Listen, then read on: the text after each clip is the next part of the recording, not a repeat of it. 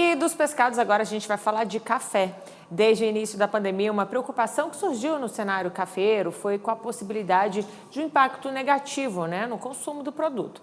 Para explicar o desempenho nesses mais de 2 anos, abordar tendências, desafios e oportunidades para o setor do café, vamos receber agora o Rodrigo Correia de Matos, que é analista sênior de bebidas na Euromonitor Internacional. Seja muito bem-vindo, Rodrigo. Obrigada pela sua participação. Obrigado eu pela oportunidade de estar aqui. Boa noite, Raíssa, tudo bem? Tudo certo, Rodrigo, conta pra gente, antes de mais nada, então, como era o nosso consumo antes da pandemia e durante a pandemia, como ficou esse consumo? Traz um panorama pra gente. Sim, é bem interessante porque o Brasil já é um dos maiores mercados consumidores de café. E antes da pandemia, a gente já tinha essa realidade, e durante a pandemia, a surpresa que veio foi muito positiva, que a gente continuou sendo um dos maiores consumidores de café. A gente só mudou aonde a gente consome nosso café. Então, quem tinha cafeterias ou então consumia em bares, restaurantes, percebeu que esse fluxo, devido à pandemia, realmente diminuiu, mas o consumidor ele trouxe esse consumo fora do lar para dentro do lar. Então a gente conseguiu ainda ver taxas positivas de crescimento de volume no consumo de café.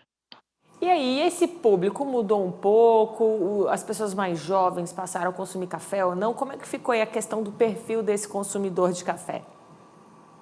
O perfil no Brasil é complicado falar, porque a gente sabe que a penetração do café dentro do brasileiro é muito grande. E é uma penetração histórica e cultural da própria associação que o Brasil tem com a sua construção histórica junto com o café.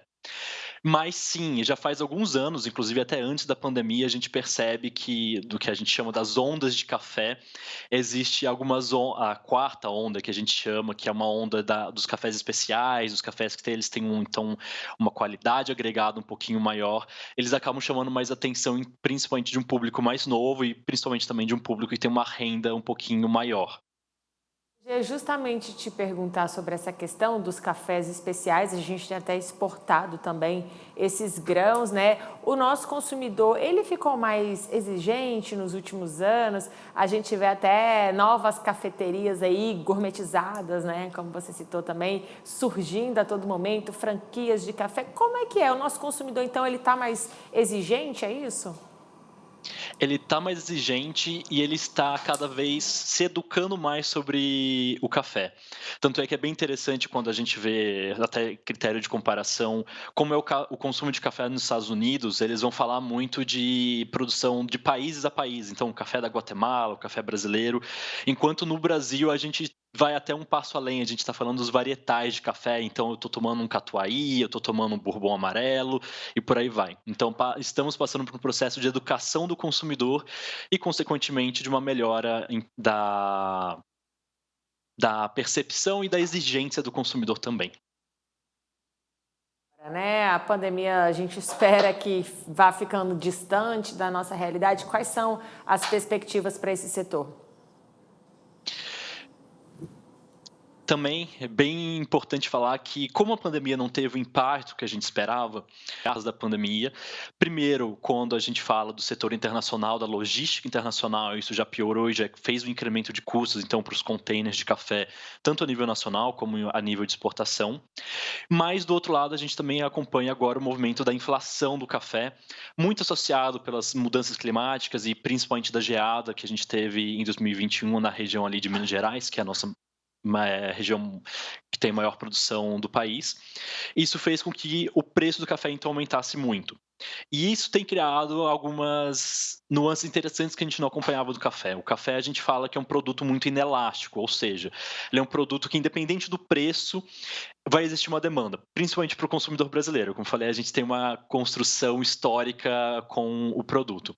Mas a gente percebe que também existe um limite do quanto o consumidor consegue pagar pelo preço de café. Então a gente percebe que à medida que, quanto mais perto a gente chega daqueles R$ 30 o quilo do café torrado moído do supermercado, mais os consumidores começam a falar assim: tá bom, eu vou continuar consumindo, mas eu vou diminuir o quanto eu consumo. Então, em vez de comprar às vezes 3 pacotes, ele vai para 2 pacotes e por aí vai. Então, a gente percebe que nesse pós-pandemia, o consumidor ele está muito mais pressionado de como ele vai consumir esse café. Mas para os cafés especiais, a gente gosta de falar que o paladar não retrocede. Então, por mais que aumente o preço, o consumidor ele percebe tão bem aquela qualidade de café que ele não deve buscar uma opção mais barato de maneira imediata. Certo, e aqueles que precisam economizar, né, talvez migrem para cafés mais baratos, né? A gente também tem visto isso aqui.